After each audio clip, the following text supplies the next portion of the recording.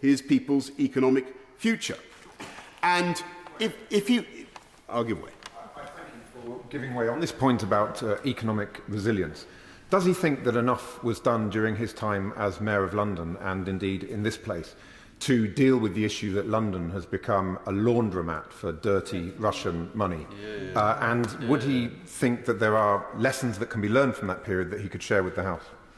I'm grateful. What goes on in Ukraine. If we don't put out this fire in Ukraine, it would spread elsewhere. Thank you.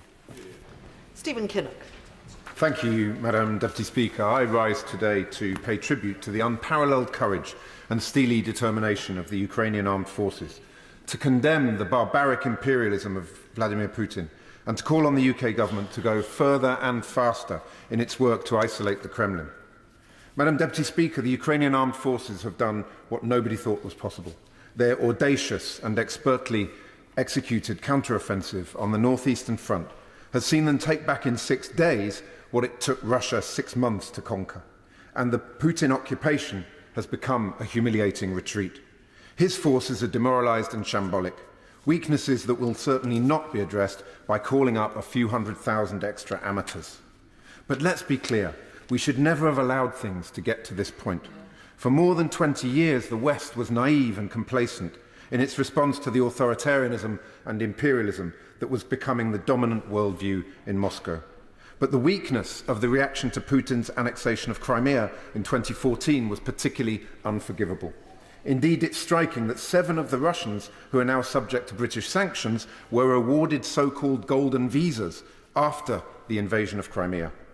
This negligence was based on the deeply mistaken view that trade should take precedence over geopolitics, and the utter failure to recognise that if you give a bully an inch, he will always take a mile.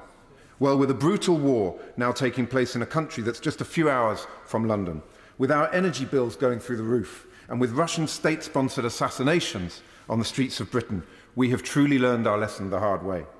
As Director of the British Council in St. Petersburg, at the time of the Alexander Litvinenko poisoning, I witnessed firsthand the iron fist of the Russian Federation under Putin. The relationship between the UK and Russia had utterly broken down. The Russian state had already attempted to close my office once, and my staff were soon being subjected to terrifying harassment and intimidation. It was utterly chilling. But none of that compares to what our Ukrainian allies are facing now. So whilst it's been heartening to see the West coming together since the 24th of February to take a more robust and resolute position, we must go further and faster. More must be done to isolate Russia, as this is the only way in which we'll see the Russian people beginning to turn against the Kremlin in meaningful numbers. We must do all that we can to support those brave anti-war protesters that we saw on the streets of Moscow and St. Petersburg last night.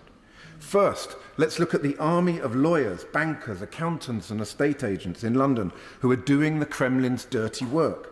They set up the shell companies that enable dirty Russian money to flow through our country, enriching the corrupt Russian elites who've profited handsomely from the reign of Putin and who are bankrolling his war machine. The government must ensure that the economic crime bill closes these loopholes and closes down the facilitators who have turned London into the money laundering capital of the world.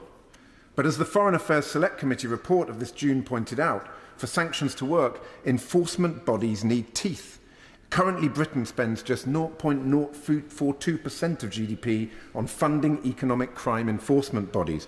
So it's unsurprising that money laundering prosecutions have dropped by 35% over the past 5 years. And the British overseas territories are awash with dirty Russian money. Under the Sanctions and Money Laundering Act 2018, public registers of beneficial ownership were meant to be in place by the end of 2020. But the new date given is the end of 2023. This is too slow, and it is a gift to Putin's cronies. Second, we were all deeply touched and inspired by the fact that well over 200,000 households volunteered to host Ukrainians fleeing the horrors of war. But somehow the government managed to turn this uplifting story of British generosity into a bureaucratic nightmare. And now, as the cost of food and energy spiral, there are real fears that many Ukrainians will be made homeless. The Home Office and the Department for Levelling Up must therefore grip this issue with urgency. Madam Deputy Speaker, President Zelensky is the leader of the free world. He is on the front line in the global battle between democracy and autocracy. His people and armed forces have stood firm and resolute in this battle, and thousands of them have tragically made the ultimate sacrifice. We owe them a debt of honour and gratitude that simply must be settled. Of course there's an economic cost, as Putin will continue to weaponise Russia's energy supplies to Europe. But you cannot put a price on freedom. We on these benches therefore urge the government to strengthen and intensify its support for the heroes of Ukraine, both on and off the battlefield. Thank you. Dr. Julian Lewis. Thank you, Madam Deputy Speaker. And